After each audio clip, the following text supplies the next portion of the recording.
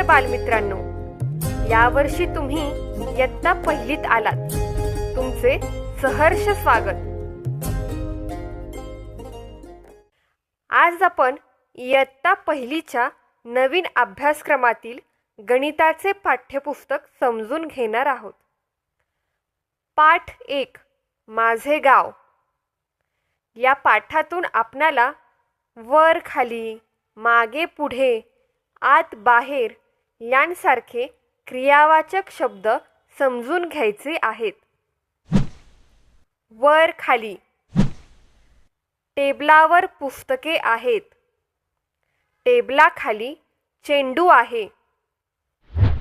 आत बाहेर. घराच्या आत कुत्रा आहे. घराबाहेर सायकल आहे. मागे पुढे. स्कूटरच्या पुढे मोटार गाडी आहे. स्कूटरच्या मागे सायकल आहे.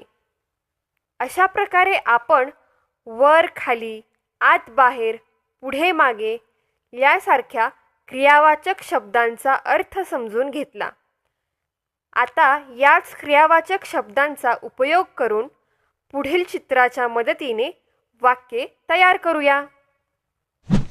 माझे गाव. आकाशात ढग आहेत. डोंगराच्या मागे सूर्य आहे. डोंगराजवळ घरे आहेत. गावाजवळून नदी वाहत आहे.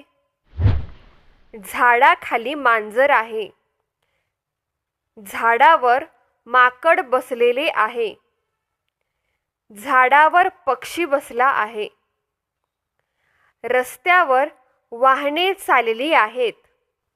बसच्या पुढे रिक्षा चालली आहे. घराजवळ वासुदेव उभा आहे. कुंपणाच्या आत कुत्रा आहे.